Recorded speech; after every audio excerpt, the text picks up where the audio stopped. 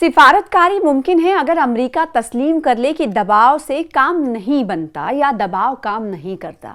یہ بیان ایک ایسے شخص کی طرف سے دیا گیا ہے کہ اس سے کچھ ایسی روشنی ملتی ہے کہ شاید بات چیت یا سفارتکاری کاروبار پھر سے شروع ہو یا میل چال شروع ہو۔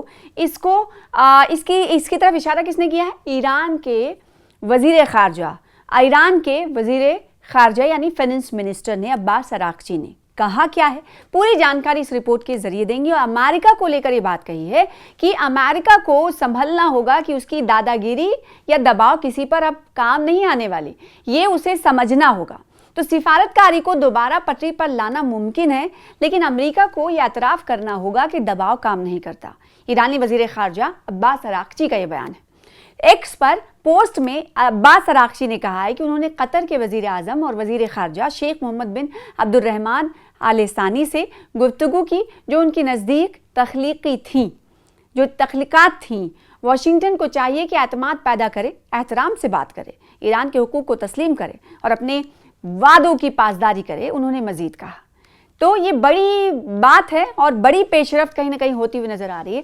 ہمیشہ ایران کی طرف سے آپ نے دیکھا ہوگا کہ امریکہ کو للکارا گیا ہے، ادھر امریکہ کی طرف سے ایران کو کئی بار پرووکڈ کرنے کی بھی کوشش آپ نے دیکھی ہوگی، اور پھر اس کے بعد یہ کہا ہوگا کہ ہم نے ایرانی عوام کا ساتھ دینے کے لیے ایسا کیا۔ یہ آپ نے اس وقت دیکھی تھی جب دونوں یہ تمام صورتحال اس وقت دیکھی تھی جب دونوں ممالک کے درمیان جنگ چل رہی تھی، اور جنگ اور مزید بڑھتی ہوئی جا رہی تھی، شدت اختیار کرتی ہوئی جا رہی تھی۔ تو امریکہ اس وقت بات چیت کرنے کی بات کہتا ہے یا پھر یوں اس کی طرف سے ناٹک کیے جاتا ہے امریکہ کی ایران سے بات چیت کرنا چاہتا ہے، دوسری طرف بیسنٹ کچھ اور کہتے ہیں اور ویٹکیف کی طرف سے کچھ اور بیانات سامنے آتے ہیں، سامنے آ کے پروکتہ کچھ اور کہہ دیتا ہے۔ تو امریکہ کی یہ جو امیج تھی وہ کب کا تار تار ہو چکی ہے۔ اب ایران نے کہا ہے کہ بھلے ہی وہ جھوٹا دعویٰ کریں کہ ان کا کنٹرول ہارموز پر ہے اور ایرانی اسٹریٹ آف ہارموز کے دائرے اختیار کے باہر ہمارا US نیوی بلاکٹ کر کے رکھی ہوئی ہے، اور ساتھ ہی ساتھ یہ کہنا کہ ہم ایران سے بات تبھی کریں گے جو ہماری شرطیں مانگ لیں گے، تو ایران بھی شرطیں رکھ دے رہا ہے۔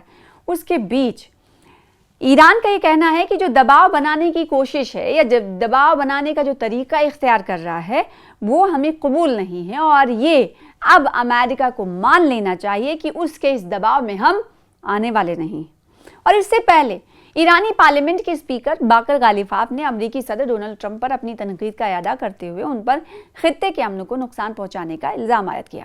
انہوں نے تہران میں قطری وزیر اعظم اور وزیر خارجہ محمد بن عبد الرحمن بن جاسم الثانی سے ملاقات کے دوران مزید کہا کہ ٹرمپ انتظامیہ نے اپنے غلط فیصلوں اور ناپختہ تخمینوں کے ذریعے امریکہ کے وسائل کو ضائع کیا۔ باقر غالیباف نے یہ بھی کہا کہ ان پالیسیوں جنہیں انہوں نے ناپختہ اور غلط تخمینوں پر مبنی قرار دیا نے نہ صرف خطے کے مستقبل کو نقصان پہنچایا بلکہ ایرانی عوام کے مفادات کو بھی نشانہ بنایا، اور خطے میں بڑے پیمانے پر بد امنی کی صورتحال پیدا ہو گئی۔ ڈپلومیٹک راستے کی بحالی۔ قطری وزیر اعظم نے ایران اور امریکہ کے درمیان سفارتی راستے کی بحالی کی ضرورت پر زور دیا۔ قطری وزارت خارجہ کے مطابق قطری وزیر خارجہ نے غالیباف اور ایرانی وزیر خارجہ عباس اراغچی سے ملاقات کی۔ انہوں نے اس بات پر بھی زور دیا کہ مکالمہ ہی اختلافات سے نمٹنے اور خطے میں مزید کشیدگی سے بچنے کا بہترین طریقہ ہے۔ اجلاس کے دوران قطری اور ایرانی فریقین نے خطے کی صورتحال میں ہونے والی پیش رفت، کشیدگی کو کم کرنے اور مکالمے کی بحالی کے لیے سازگار حالات پیدا کرنے کی کوششوں کا جائزہ لیا۔ انہوں نے تجویز کردہ مرحلے وار فریم ورک پر بھی بات چیت کی۔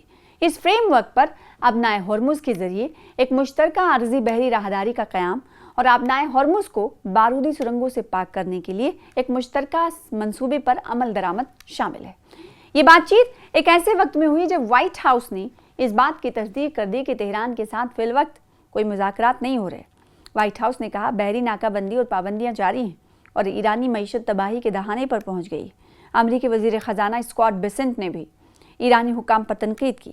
انہوں نے ایکس پر ایک پوسٹ میں کہا کہ ایرانی عوام اپنی بنیادی ضروریات پوری کرنے کے لیے جدوجہد کر رہے ہیں اور ایرانی نظام بیرون ملک بھاری رقم ضائع کر رہا ہے بیرون ملک پر اور وہ یہ رقم جو ضائع کرنے کا جو سلسلہ ہے اسے جاری رکھے ہوئے۔ ساتھ ہی وہ کہتے ہیں کہ ایرانی نظام کو اپنے دہشت گرد نمائندوں پر اربوں ڈالر بہانے کے بجائے یہ رقم اپنے عوام پر خرچ کرنی چاہیے، اسکاٹ بیسن کی طرف سے کہا گیا۔ تو ایران کی طرف سے یہ بیانات ایسے وقت میں سامنے آئے جب تہران اور واشنگٹن کے درمیان نقطۂ نظر کو قریب لانے اور کشیدگی کو کم کرنے کے لیے پاکستانی، قطری، عمانی سفارتی کوششیں جو ہیں جاری ہیں۔ پاکستانی وزارت خارجہ نے جمعرات کو اعلان کیا کہ وہ دوست ملکوں کے ساتھ امریکہ اور ایران کے درمیان ثالثی کی کوششوں کی پیروی کر رہے ہیں۔ عمانی وزیر خارجہ بدر ابو سعیدی نے بھی اس چند روز قبل اپنا ہرمز کے معاملے پر بات چیت کو کشیدگی کو کم کرنے کے لیے ایرانی دارالحکومت کا دورہ کیا تھا۔ یاد رہے کہ امریکی اور ایرانی فریقین نے گزشتہ جون میں ایک مفاہمت کی یادداشت پر دستخط کیے تھے، لیکن 28 فروری کو جنگ چھڑنے سے پہلے دنیا کی تیل کی سپلائی کا 5واں حصہ جس راہداری سے گزرتا تھا اس ابنائے ہرمز پر اختلافات سمیت کئی وجوہات کی بنا پر وہ مفاہمتی یادداشت ختم ہو گئی۔ چنانچہ واشنگٹن نے گزشتہ جولائی میں ایرانی سرزمین پر متعدد حملے دوبارہ شروع کر دیے اور بعد میں جنگی کارروائیاں کافی حد تک سست ہو گئیں۔ پھر واشنگٹن نے معاشی دباؤ کو مزید بڑھانا شروع کر دیا اور مزید پابندیوں کا اعلان کیا۔ ان پابندیوں کا مقصد ایران کو اس کے تجارتی شراکت داروں سے الگ تھلگ کرنا تھا۔